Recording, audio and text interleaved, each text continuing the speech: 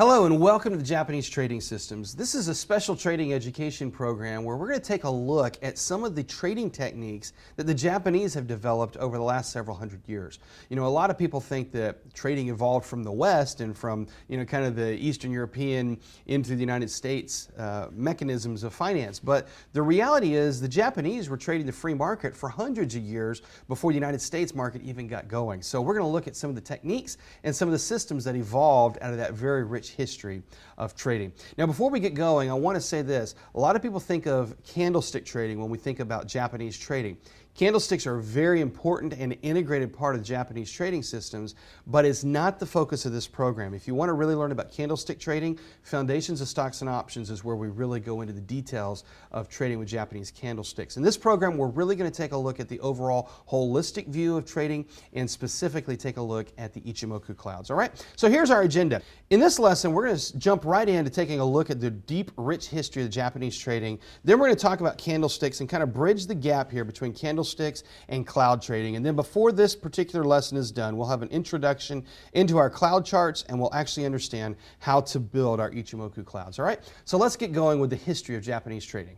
As we start taking a look at the rich history of Japanese trading, I think you're going to be really surprised to discover how many techniques we use in the West that were first originated all the way on the other side of the world in this market that we call Japan. The interesting thing is a lot of it happened kind of under a veil. Why? Well, because Japan was evolving politically during this period. It was back in the 1600s, and during that time, Japan was evolving through this really deep political unrest. The shogun was coming into power. The old imperialism that they had at the time was kind of getting all, it was up in turmoil. It was a changing of the guards, if you will.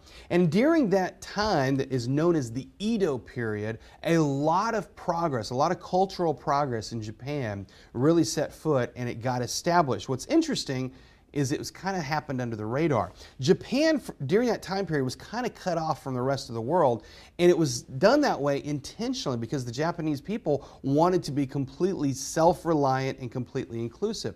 And so as you look at my notes here, Japan was cut off from the rest of the world, and their emphasis was on central government. Their philosophy was that the central government can provide for everybody, and so what they did is they focused their drive and their resources on developing a centralized government that would provide for everybody. So everything flowed into the middle and then it flowed out of there. Well, there's always good and bad in those type of situations. One of those circumstances that worked out well for Japan was a very big economic boom. So here's what happened. All of the land was assessed and it was taxed based on their yield of rice crops. I forget the exact statistic, but I think during this period, rice production went up by like 40 or 50%. It was just a huge increase in production. And one of the reasons is because the land was so valued for the production of rice. And so all the land was assessed, it was taxed based on the yield of rice.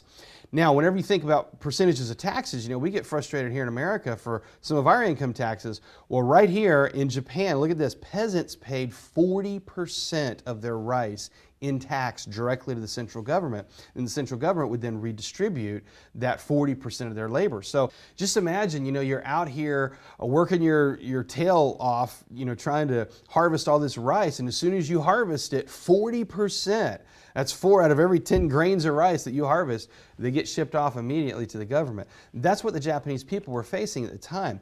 But what was interesting is the finance, the commerce, and the trade started to grow exponentially because of the pooling of the resources.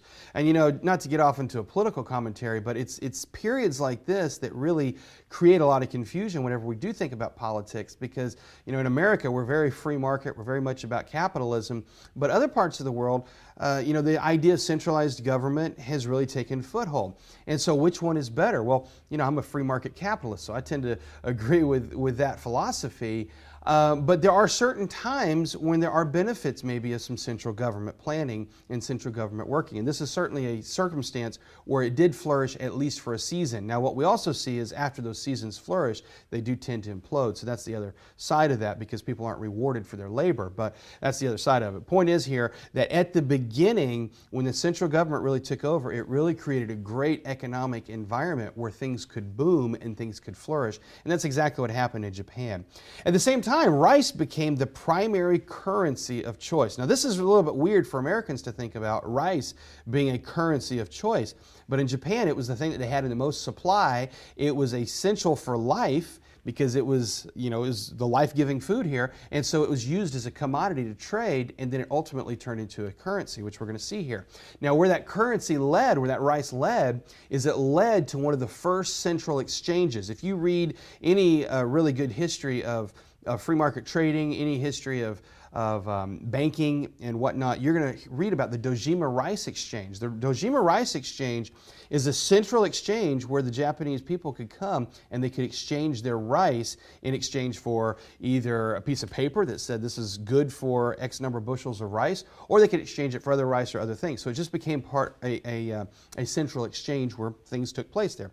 So the rice trade led to the creation of this Dojima Rice Exchange, which is seen as a forerunner of modern banking. Now, how so? Well, in modern banking, what do? We take all of our money, we deposit it at the bank, and then the bank gives us an IOU. They say, you've got X number of dollars on reserve here at the bank. That's exactly what the Dojima Rice Exchange started to set up in Japan. People would come, they would deposit their rice into this rice bank, if you will, and they would get a piece of paper in exchange for that. Now, this all started around 1697. By 1697, it was established, and it played a major role, not just in Japanese banking system and the monetary system there, but ultimately it led to part of the international monetary system as well. And here's the other interesting thing. The Dojima Rice Exchange was the first early concept of futures trading. So here in America, we take futures trading for granted, and a lot of people think that futures trading came from America, but in reality, the Dojima Rice Exchange was one of the first centralized exchanges of futures trading. And of course, the thing they were trading was rice. All right, so let's take a look here. When we think about getting paid in rice, that sounds a little bit weird, right? Well, look at these pieces of paper that I've got on the screen here. These are just some images I've pulled out. And what happened at the time is the culture used this rice as the primary trading tool as a form of currency. So I put here in place of currency, but it was the currency. And so they would just simply trade rice. Well, I'm sure you can imagine if you ever had a bag of rice that just exploded and rice grains went everywhere. Well, it's not that convenient to just be carrying bushels of rice around. So what did people do? They took their bushels of rice and they deposited them into the rice bank. We'll just call it a rice bank for simplicity here. And then in exchange for that, what did they get? They got this piece of paper right here, a depository note, something that said you have deposited X bushels of rice and now you can go trade this piece of paper.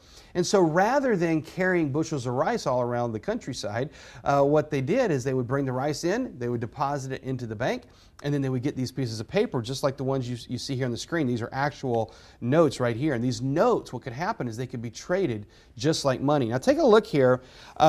This is a transcription. Of course, I don't speak Japanese, so I can't fully transcribe this, but this is something that I took from the internet. This is called a hansatsu. According to my Japanese friends, I am pronouncing that relatively close to accurately. So it's a hansatsu is the way we pronounce this. That's this piece of paper. Now, if you look at this piece of paper, that is side 1, this is side 2 over here. So just imagine that it's a front and back. It's just been laid out so you can see it here. And this particular one here is a hansatsu of silver, 1 monmi of rice. It's a trade note issued by, and I'm not even going to pretend to pronounce that one right there, in this location, Yamato. And then here it goes on. It's issued in whatever that word is, the first year. And this one happened in 1865. So this has got a date of 1865 and all that Japanese writing there. This is an early type. Now read through here. This scarce rice note is about 6 inches in length. So you can imagine it's about, yay tall maybe, about 6 inches in length. It's an 1.5 inches wide. And it's made of thick, high-quality paper. So it's just like our currency. It's just the thing behind it that's backing it is a little bit different here. Both sides are printed in black ink, and each side is overprinted with 2 red validation stamps. Now, I've done some history or some research on this, and what they would do is there was actually a whole art to designing these notes, and people would, their entire career was nothing but drawing on these note cards here and writing out what they were worth. But those red stamps that you see on here, that is the validation that says that this piece of paper is actual currency. It's actually validated. So it's like a stamp of approval here. Now, one of these red stamps shows a large bale of rice. If you can see it on here. I'm not sure if you can see it on your computers, but right here there's a bale of rice, and you can see the rope that is binding it here. And on the top of one side is a reclining water buffalo. So I'm guessing that this is the water buffalo up here. I'm not that familiar with water buffaloes, but I'm guessing that's what it is. And the rest of the note is covered with Japanese characters from top to bottom. The denomination here is 1 monmi, which was the equivalent of 3.75 grams of silver. Now, we're getting to something of solid substance. If you've heard me teach on the underlying value of currency, you might have heard me say that 1 ounce of silver is always worth an ounce of silver. Well, eventually you got to get back to a standard here, and that's what you see. So all the stuff that you see described here, ultimately transcribed to 1 monmi, which was the equivalent of 3.75 grams of silver. But it wasn't backed by silver, it was backed by rice. And that's the interesting thing about it. So now we've got a piece of paper that has value, and on the other side of that is what? It's a bushel of rice. And that bushel of rice is worth something. And so you start to see where this value and this whole monetary system started to evolve from. It's really quite interesting there. Well, as we start to think about these pieces of paper being backed by rice, let's think about the way things work here in the United States. In the United States, it's the U.S. dollars that were backed by gold. If you go back to the original U.S. dollars, now it's not so today, but in the beginning, U.S. dollars were backed by gold. In fact, it was up until the 1970s that the U.S. dollars were backed by gold, which is one of the reasons the U.S. dollar became the world reserve currency. So now that we've removed that backing, maybe it won't be the reserve currency forever, but we'll go to that discussion at a different time. So here's what you see here. The U.S. dollars were backed by gold, but in 1700 Japan, that paper currency that you saw, the hansatsu, was backed by rice. Now, here's the interesting distinction. Unlike gold, production of rice can go up and down. One season it may have a particularly good harvest, one season it may not have a great harvest. And what do you see happening when you have a constant fluctuation of supply and demand? Well, you start to see that the cost goes up and down with that fluctuation of supply and demand. And consequently, what happens to the pieces of paper?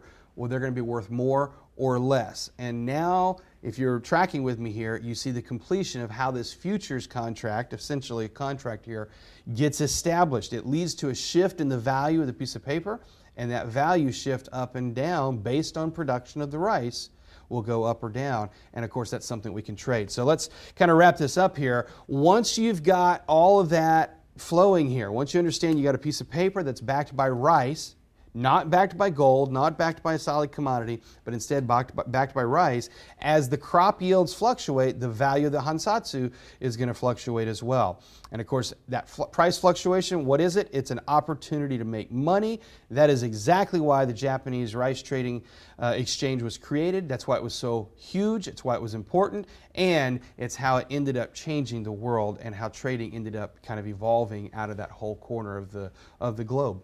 A corner that most people don't even think about. So there's a little bit of an interesting history of Japanese rice trading, and as we go from here, I'm going to show you how that price fluctuation got marked out and how that led to candlesticks and ultimately to these things that we call the Ichimoku clouds.